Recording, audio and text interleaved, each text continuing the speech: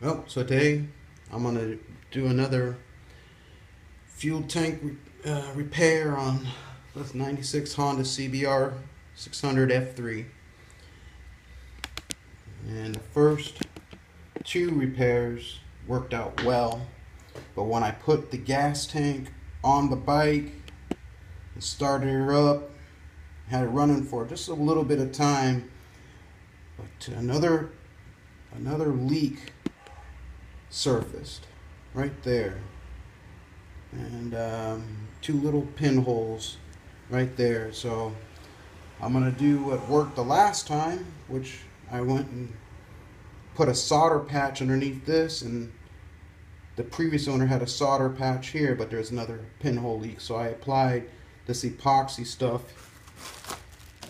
used, which is a Permatex fuel tank repair, with this stuff here that I'm going to put on after the solder. Well, it worked on those two, so I figured I'm going to do it on this one, and then let it sit for 24 hours or so, and then I'll put it on the bike again, fill it up with gas, and see if any other leaks start, in the tank. Anyway, tanks can go for $200 to $300, and so far I only have, I don't know, $15 in terms of product into the tank itself. $15 worth of product, and I guess my time, that's obviously immeasurable. But again, I want to try a low-tech solution versus a spending $200 on a tank, and see if this will work. So I'm gonna prep the surface here, this wire brush, and see what we can do. It's nothing really fancy, but what I'm gonna demonstrate in the video is I'm gonna do it in stages, because I don't know how long I can record. So I'm going to show a couple videos of prepping the area, soldering it, and I intend to use a tin patch as well. So I might do, a series of 3 videos. Just depends on how fast I go and how fast I'm working. I guess if I had my Dremel tool out, I could have done that and cleaned this area up faster. Remove some of this paint, but you guys can always fast forward when I do the final upload. I'm just trying to document the process, because I didn't really see anybody doing this on YouTube, so I figured, and if I did, it's there, then, well, you guys got another video to reference and do what you think.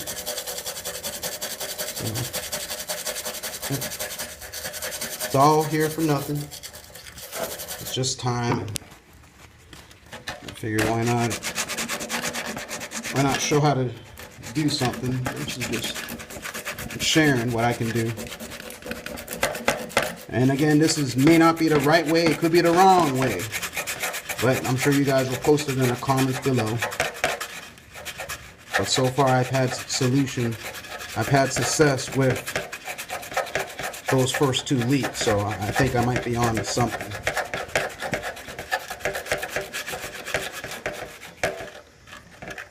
I'll try to keep it in the view of the camera, but you can see here those little leaks. There's little pinholes right all around there. So my goal is I'm gonna make the area a little bit bigger.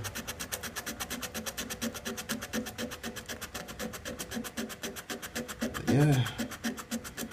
So on the other things, that new fuel tank petcock valve worked very well. There was no leaks, which I would expect with a brand new product, brand new valve. So that was really good. I was really happy about that. And I saved the other one. Like I said, I might rebuild it or do something with it. I've always come that if I save old parts, they always come into play somewhere else. I might be working on another project, and you just never know. I might need a friend who might need it, and I'll go ahead and give it to her, give it to him or her, and just as a test, just so they don't have to go ahead and spend that good money. If it's not for long-term uses, but you need to test something, you got a backup piece, and that's why I save a lot of my old parts, because you just never know where you need to put on an old part that may not work 100%, but it's enough to test something. Like keeping old gas tanks and old little things hanging around. So anyway, just a little trick I've learned over the years. This is coming out pretty good. I'm gonna sand a little bit more. Excuse me. Sand away some of this paint.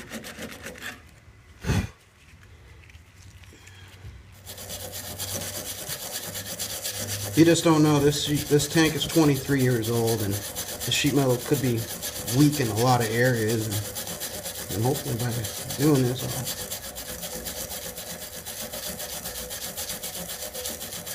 hopefully discover more leaks taking this tank on and off. But I look at the clock on the camera here, and I'm at 6 minutes and 40 seconds since starting this.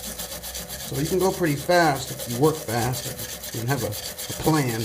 Main thing is, before you start any project, you should have a plan. You should have a plan of action. How are you going to get in it, and how are you going to get out of it? If you do things haphazardly, you waste a lot of time. And time is a premium, even when you're doing it yourself versus having somebody else do it. Because your time is worth something. If you're doing something like I said. But it's a hobby. If you enjoy what you do, then do it.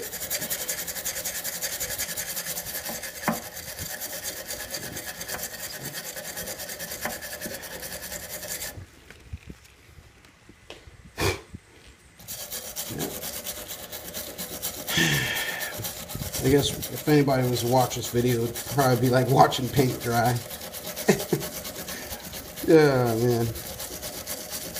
But again, you guys will probably fast forward through all this, and if I figure out how to do editing, maybe I can edit this up and make it faster. But I haven't got there yet.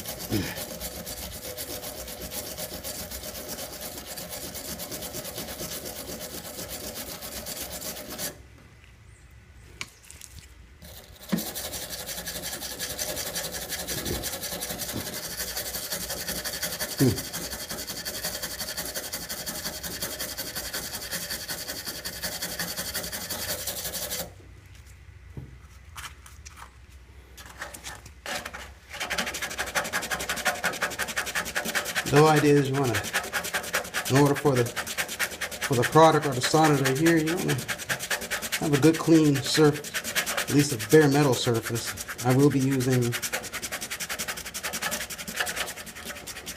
wax tar remover, or it's basically a kind of works as an acetone to deoxify the metal. I'll be using some baking soda and vinegar as well to help clean up the metal surface.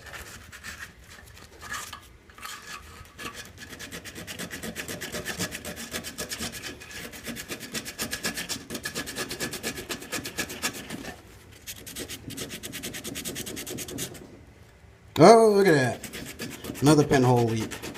I'm done. Hopefully I won't have to bin this tank and get a new one. Who knows how many patches I'll come put on this thing when it's all said and done. Look at that. Another leak. I just happen to go beyond the area. Right there.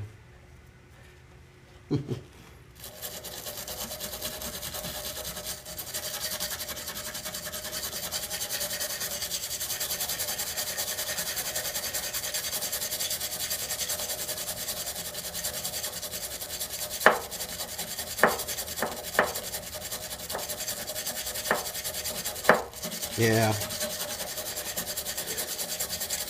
This Honda CBR, by the way, I call it my trainer bike. I actually ride a Honda CBR 250, 2012, blue and white. That's my main little rider. But this CBR 600, I call it my trainer bike. Being that it's an inline 4, and it has their, most people wouldn't consider the CBR 250 as their daily rider, but I enjoy it. It's light, it's fun, it's quick, and I've had many bikes through the years. I've had a VFR, a Honda 750, 1994, I think, single-sided swing arm, a V4 engine, really awesome, great power, torque quarter, sort of like a CBR. And then I got another Kawasaki Ninja 500, sort of like the big brother to the Kawasaki Ninja 250, which replaced the 500. And then many moons ago, I had a 2003 Honda CBR 600RR. It was cool. I bought it brand new off the showroom floor. Had a tailpipe underneath the seat. Thought it was cool. So anyway, I got it. But I've come to like the smaller bikes, because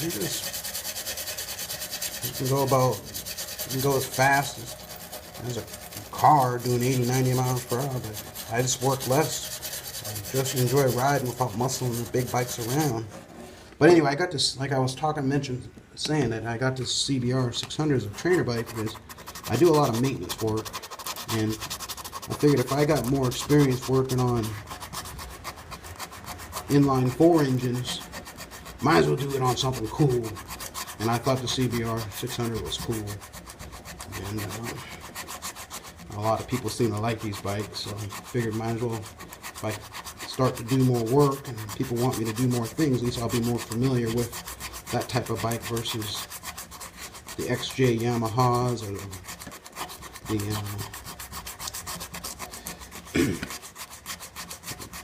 or even the Suzuki, maybe the GS 500s, 750s, more standard fared motorcycles.